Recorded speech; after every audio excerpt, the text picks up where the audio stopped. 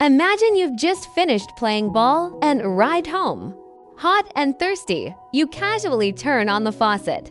With a splash, cool water comes spraying out.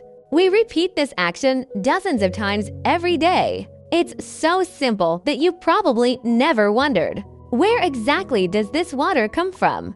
And how does it overcome gravity to climb up the pipes many stories high into your home? In fact, hidden behind this is a liquid adventure spanning dozens of kilometers.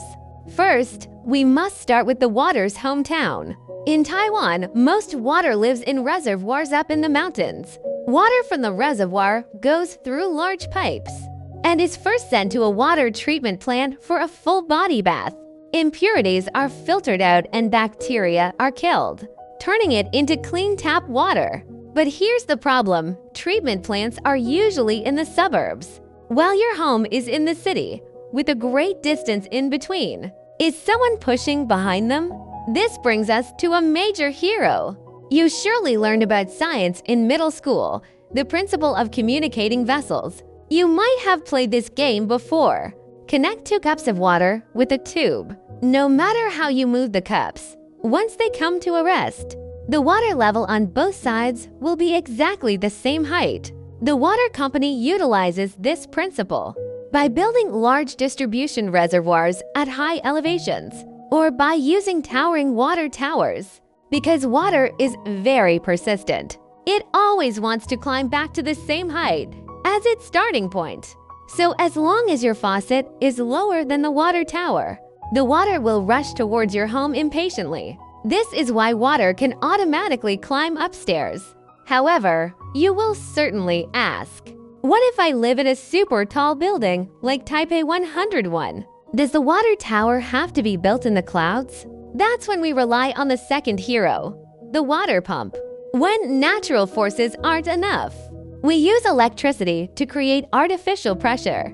The water storage tanks in the building's basement use powerful pumps to force the water up to the rooftop tank, which then distributes it to every household. There is also a little secret about water pressure here. Have you noticed that for people living on the first floor, the water coming out of the faucet is usually stronger than for those living on the top floor?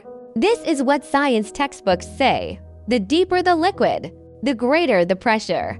Because first-floor residents are furthest from the rooftop tank, the weight of the water column accumulated above is heaviest, so the pressure is naturally the strongest. Finally, when this water finally reaches the pipes inside your walls, it is actually constantly pushing against your faucet valve.